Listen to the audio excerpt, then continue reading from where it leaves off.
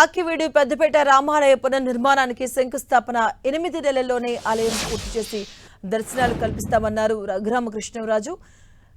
పెద్దపేట రామాలయ పునర్నిర్మాణంపై స్థానికంగా వివాదాలు నెలకొన్నాయి. రామాలయ పునర్నిర్మాణాన్ని వ్యతిరేకిస్తున్నటువంటి పలువురు స్థానికులు శ్రీరామనవమి వేళ రఘురామను అడ్డుకున్నటువంటి ఓ వర్గం వ్యక్తులు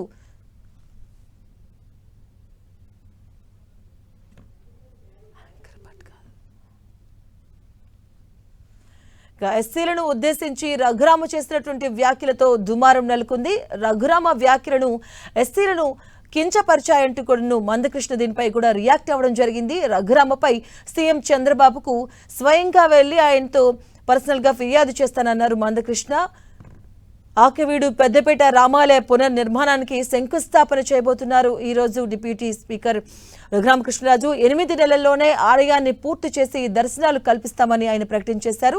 ఇక రఘురామకృష్ణరాజు పెద్దపేట రామాలయ పునర్నిర్మాణంపై చేసినటువంటి వ్యాఖ్యలపై స్థానికంగా అయితే వివాదాలు రాజుకున్నాయి. రామాలయ పునర్నిర్మాణాన్ని వ్యతిరేకిస్తున్నారు పలువురు స్థానికులు.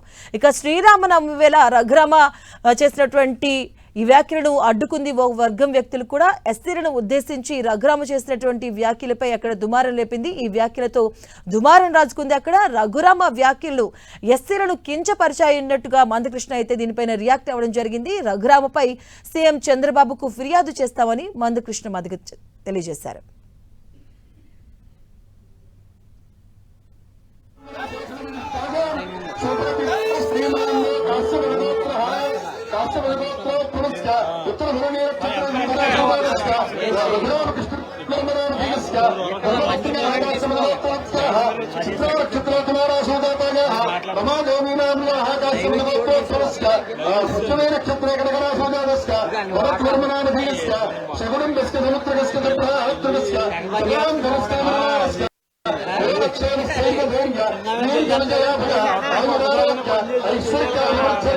అందరూ ఒకసారి చెప్పండి.